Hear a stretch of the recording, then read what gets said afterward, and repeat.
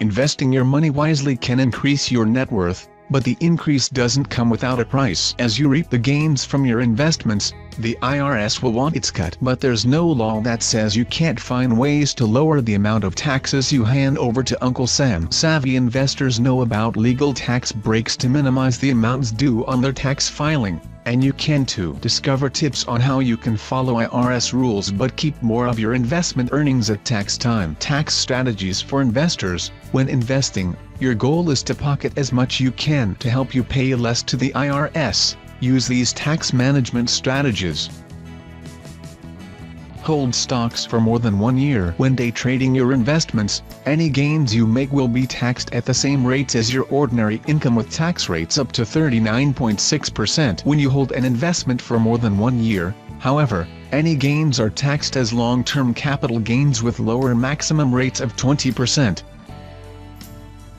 No special rules for dividends. The requirements for stock dividends to qualify for the long-term capital gains rates are different for dividends. When you're paid dividends on common stock, you must own the stock for at least 60 days during the 121-day period that starts 60 days before the ex-dividend date. But, if you are paid a dividend on a preferred stock that covers a period of more than 366 days, you must own the shares for at least 90 days during the 181-day period that starts 90 days before the ex-dividend date.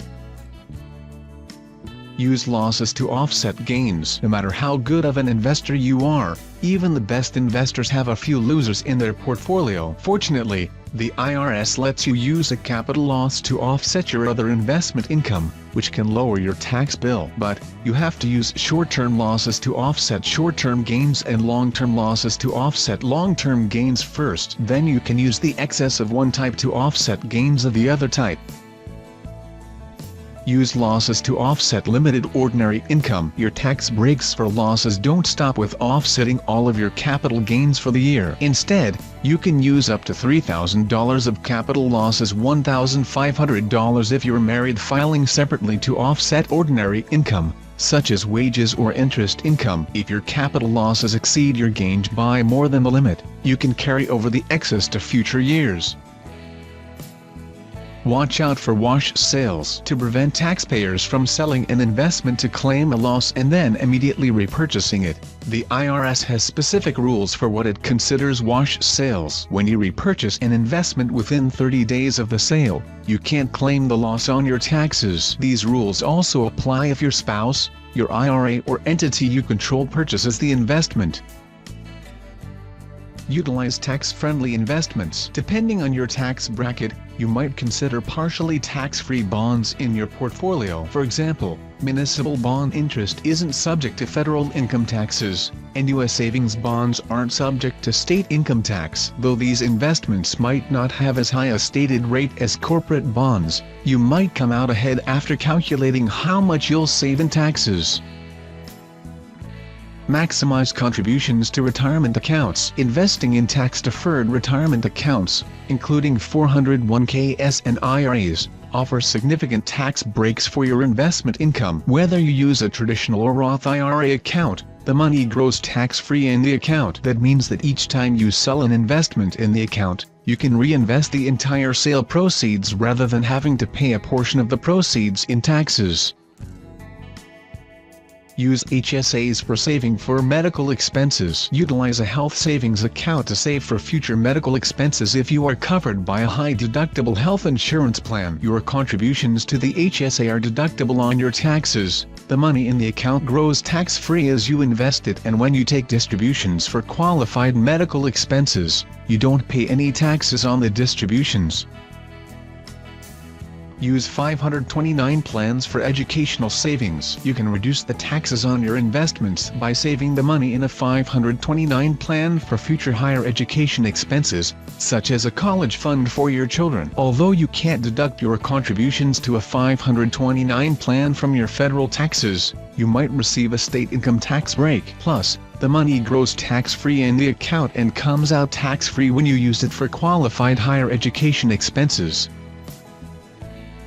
Calculate taxable gains correctly. When you sell an investment, you don't pay taxes on the entire sales price. Instead, you subtract your basis what you paid to acquire the investments from the sales proceeds to figure your taxable gain. For example, if you sell stock for $1,600, but it cost you $1,200 to purchase, you only pay taxes on $400 of gains.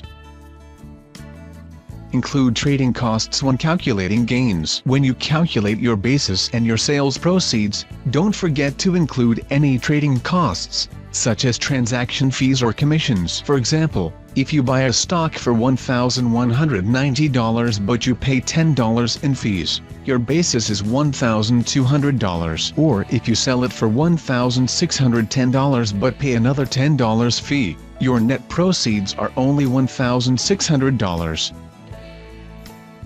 Make estimated tax payments if needed. When you have significant gains from your investing, you might need to make estimated tax payments during the year to avoid interest and underpayment penalties. Your withholding for the year must be within $1,000 of the tax you owe, at least 90% of what you owe for the current year or at least 100% of what you owed for the prior year. Donate appreciated stock instead of cash. Consider donating appreciated stock to your favorite charities instead of donating cash. That way, you never pay taxes on the gains and, as long as those gains would have been treated as long-term capital gains, you receive a tax deduction equal to the fair market value of your donation. Deduct investment-related expenses. Expenses that you incur to produce taxable investment income can be deducted on your income taxes, but only to the extent it exceeds 2% of your adjusted gross income. For example, if you use a financial advisor, he can tell you the amount of your financial fees related to producing taxable income that you can deduct on your taxes. Or, if you subscribe to investment advice magazines, you can include those costs. Don't let taxes dictate investment strategy. Using tax tips to maximize the portion of your investment income you get to keep versus having to pay to the IRS is great for your pocketbook. But don't let taxes drive your investing strategy, or you could find yourself with a portfolio that doesn't reflect your needs or goals.